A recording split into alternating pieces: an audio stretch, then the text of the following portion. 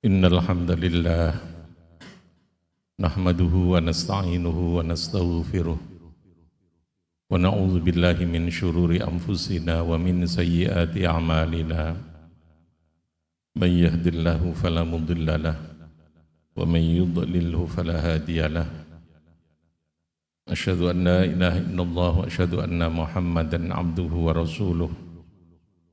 Allahumma salli wa sallim ala sayyidina Muhammad wa ala ali sayyidina Muhammad kama sallaita ala sayyidina Ibrahim wa ala ali sayyidina Ibrahim fil alamin innaka Hamidum Majid. Amma ba'd. Fa ya ayyuhal muslimun ittaqullaha haqqa tuqatih wa la tamutunna illa wa antum muslimun.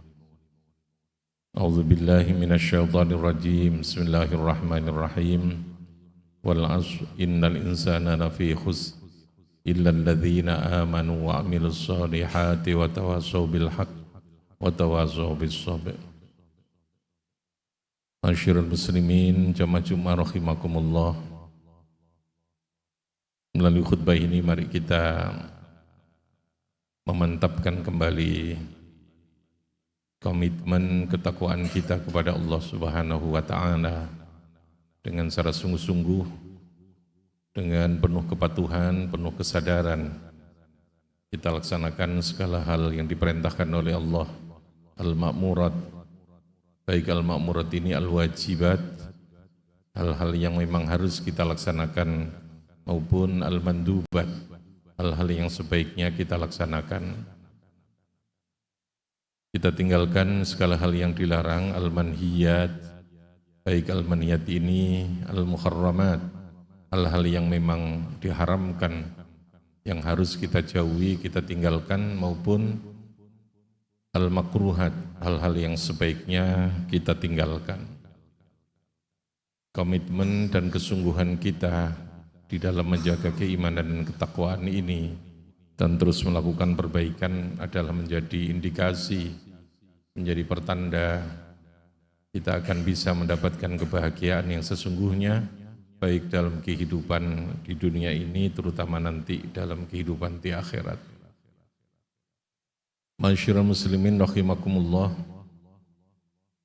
manusia ini oleh Allah diciptakan dengan kemuliaan, dengan akramiyah yang berbeda dengan makhluk-makhluk yang lain, yang tidak dimiliki oleh semua makhluk yang lain selain manusia. Salah satu bentuk kemuliaan yang diberikan oleh Allah kepada manusia bahwa Allah memberikan akal, memberikan pikiran kepada kita dan memberikan kekuatan yang bisa memandu kita untuk memahami kehidupan secara utuh. Allah memberikan guidance, memberikan hidayah, memberikan panduan kepada kehidupan manusia ini agar supaya manusia terus berada di dalam kesempurnaan menjalani tugas-tugas kehidupan ini. Oleh karena itu Allah memberikan 5 bentuk hidayah yang oleh para ulama diberikan gambaran betapa pentingnya manusia memanfaatkan terhadap hidayah yang diberikan oleh Allah di dalam menjalani tugasnya, baik sebagai Abdullah maupun sebagai Khalifatullah fil ardh. Yang pertama, bahwa manusia ini diberikan hidayah yang bersifat ilahiyah, fitrah al-ilahiyah. Ada hidayah yang bersifat otomatis, yang bersifat fitrah, yang hidayah ini kita peroleh tanpa melalui proses pembelajaran, tanpa melalui pendidikan. Hidayah ini bersifat given, wahbiyah. Allah memberikan secara otomatis hidayah yang bersifat fitrah ilahiyah ini. Ketika seorang anak manusia dilahirkan, maka secara otomatis dia punya fitrah. Ketika ada sesuatu dalam dirinya seorang anak itu sesuatu yang tidak menyenangkan, yang sakit, maka dia akan menangis. Menangis bagi seorang bayi itu adalah fitrah yang bersifat ilahiyah, sesuatu yang secara otomatis Allah memberikan kemampuan bayi itu untuk menangis, untuk tertawa, untuk melakukan hal-hal yang secara otomatis dilakukan oleh bayi tanpa melalui satu proses pendidikan, tanpa melalui satu proses pembelajaran. Yang kedua, dalam kehidupan ini Allah memberikan hidayatul khawasi kepada manusia. Allah memberikan petunjuk pada setiap indera yang kita miliki. Panca indera yang kita miliki ini oleh Allah telah diberikan fungsi, telah diberikan petunjuk untuk bagaimana berfungsi secara baik di dalam kehidupan ini. Hidayatul fitrah al-ilahiyah dan hidayatul khawasi ini Allah berikan bukan hanya kepada manusia, tapi semua makhluk yang diciptakan. Allah memberikan itu. Yang ini berjalan berdasarkan sunnatullah, hukum-hukum yang berlaku pada alam semesta yang diciptakan oleh Allah ini. Hidayatul khawasi itu juga diberikan secara otomatis, wahbiyah, given, tanpa melalui proses pendidikan, tanpa melalui satu proses belajar. Otomatis tangan kita bisa merasakan, bisa memukul, otomatis lidah kita bisa merasakan sesuatu, otomatis hal-hal yang menjadi panca indera kita itu bergerak dan berfungsi sesuai dengan petunjuk yang telah otomatis diberikan Allah kepada seluruh panca indera kita. Bahkan kalau indera yang diberikan kepada selain manusia itu jauh lebih sempurna karena indera itu sudah selesai. Binatang diberikan indera jauh lebih cepat untuk berkembang dan selesai. Ketika binatang itu lahir keluar dari perut induknya, maka dia otomatis tanpa melalui satu proses, dia bisa makan, dia bisa lari, dia bisa berjalan tanpa melalui merangkak. Kenapa? Karena selesai. Binatang dan makhluk selain manusia ini diciptakan oleh Allah sudah selesai dan final, sehingga tidak perlu satu proses pembelajaran untuk menggunakan terhadap hidayatul khawasi ini. Manusia ketika lahir dalam kondisi yang lemah, indera yang dimiliki ini punya kelemahan-kelemahan karena memang butuh proses, perlu penguatan-penguatan nanti. Yang ketiga, dengan hidayatul aqli. Hidayatul aqli ini hanya dimiliki manusia, yang menjadi keunggulan tadi yang saya katakan akramiyah. Kemuliaan yang diberikan oleh Allah kepada manusia itu adalah pada hidayatul aqli.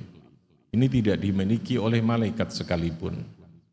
Manusia diberikan akal, lalu sehingga manusia punya kemampuan memahami kehidupan ini secara penuh, mampu memperkuat terhadap indera yang dia miliki jauh lebih kuat, sesuai dengan kemampuan ilmu yang dia bisa peroleh.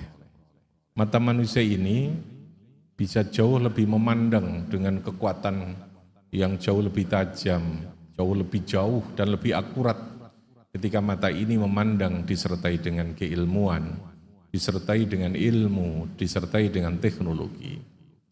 Kemampuan manusia berjalan dan lari itu jauh bisa lebih kuat dari larinya binatang yang cepat sekalipun, yang tercepat sekalipun.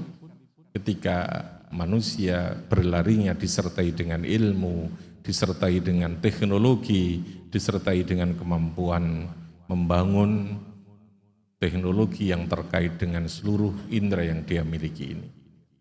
Artinya, kalau binatang diciptakan oleh Allah itu kemampuannya sejak lahir langsung selesai, langsung final, langsung prosesnya tidak bergerak lagi.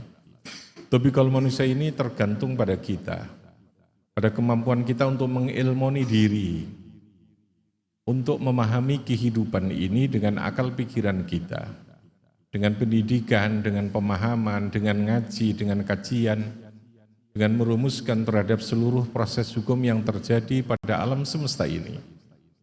Kemampuan kita memahami itulah yang akan menjadi kekuatan kita bisa menaklukkan alam semesta ini.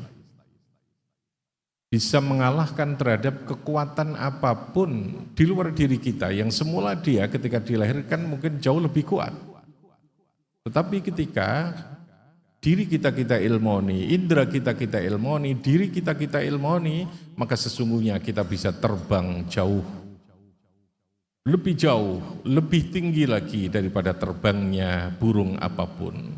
Kita bisa menyelam jauh lebih ke dalam ketimbang menyelamnya binatang apapun di dalam lautan. Kita bisa memahami terhadap segala sesuatu, bisa bercakap-cakap dalam jarak jauh yang hari kemarin kita mustahilkan. Kita bisa melakukan diskusi, bisa berbicara, bisa melihat dalam jarak jauh yang kemarin kita mustahilkan, dan itu tidak dimiliki oleh makhluk Allah selain manusia. Maka kata kuncinya hidayatul akli, kemampuan kita mengilmoni diri dengan belajar yang baik, itulah yang akan menjadikan kita punya kemampuan mengalahkan kepada siapapun, mengalahkan kepada apapun di dalam kehidupan ini.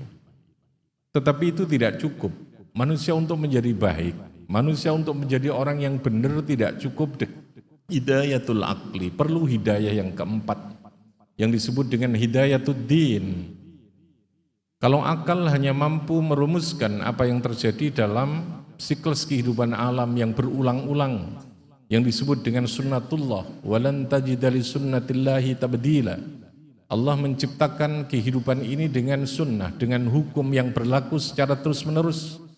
Tidak akan terjadi sebuah perubahan. Keajikan yang terjadi, kepermanenan yang terjadi dalam proses kehidupan, itulah yang menjadikan kita lalu bisa hidup dalam sebuah batasan dan rumus yang jelas.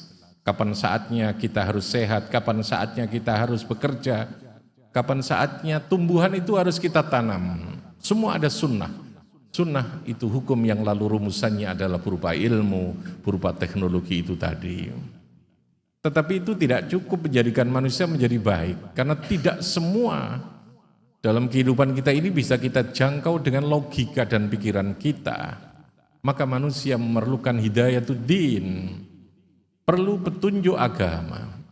Petunjuk agama itu oleh Allah diberikan secara riwayatan wa naqliyatan. Karena dia sudah di luar logika, di luar kemampuan kita untuk memahami itu. Tentang keimanan, tentang hari akhir, tentang kiamat, itu semua perlu pemberitahuan dan informasi langsung dari Allah melalui Rasulnya kepada kita.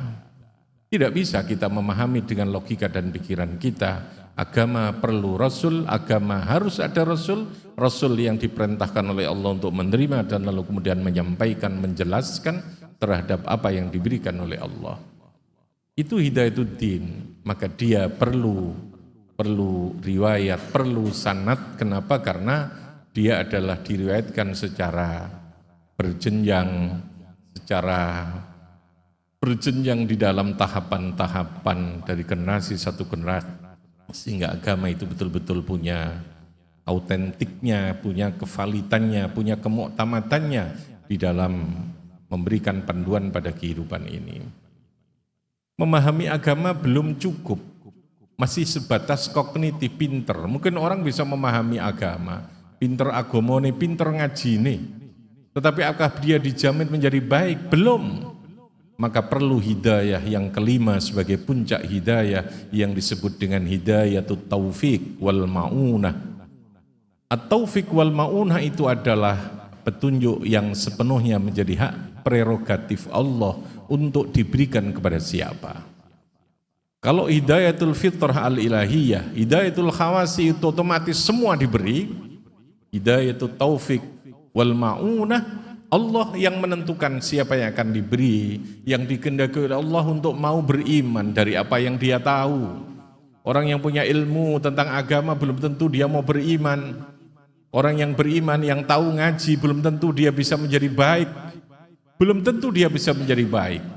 Belum tentu, apalagi yang lalu tidak punya ilmu. Artinya, ketika kita berilmu, teruslah mendekat kepada Allah, karena Allah masih punya hak veto, hak prerogatif sepenuhnya milik Allah yang disebut dengan hidayatut taufik wal ma'unah. Mintalah kepada Allah bahwa ilmu yang kita miliki itu akan mampu mendorong pada diri kita untuk terus bisa berbuat baik, beribadah dengan baik, berhubungan dengan Allah dengan baik, berhubungan kepada manusia dengan baik. Itulah maka kenapa lalu kadang orang yang ada yang pintar agama tapi lalu kemudian perilakunya tidak menggambarkan seperti agama yang dia fahami. Orang ngerti tapi dia tidak faham, tidak bisa melakukan apa yang dia fahami. Karena apa? Karena ada at-taufiq wal ma'unah. Maka harus mendekat kepada Allah. Jalannya harus itu, harus hidayatul akli, harus kita gunakan, kita harus punya ilmu, kita harus punya kemampuan memahami agama. Ketika itu kita sudah mendekati orang yang punya ilmu, yang punya pemahaman agama, hidayatul taufiq wal ma'unah, itu sudah semakin dekat. Karena itu adalah merupakan prerogatif Allah. Sehingga perlu berdoa, perlu ibadah, perlu adab. Karena apa? Ada puncak dari sebuah veto, dari sebuah hak prerogatif yang sepenuhnya itu milik Allah untuk diberikan kepada siapa. Oleh karena itulah para santri diajarkan bukan hanya memahami, tetapi bagaimana menjiwai dan lalu mengamalkan agama sehingga dia betul-betul hidupnya bukan hanya pintar tapi menjadi orang yang benar, menjadi orang yang soleh. Soleh itu puncak dari sebuah keilmuan di mana orang punya kemampuan melaksanakan al-qaim bi hukukillah wa hukukin nas. Ketika dia telah punya kemampuan untuk menjalankan keilmuan yang dia miliki untuk terus melakukan perbaikan dalam dirinya, salatnya semakin menjadi baik, ibadahnya menjadi baik, kepada sesama manusia menjadi baik, memahami kehidupan dengan baik, itulah berarti seseorang telah sampai pada puncak hidayah yang disebut dengan hidayatul taufiq wal ma'unah. Semoga Allah Subhanahu wa taala senantiasa memberikan hidayahnya kepada kita dan kita termasuk orang-orang yang bahagia dunia akhirat. Amin ya rabbal alamin. Barakallahu li wa lakum fil Qur'anil azim wa nafa'ani wa iyyakum bima fihi minal ayati wa dzikril hakim. Innahu ta'ala jawadun karim raufur rahim.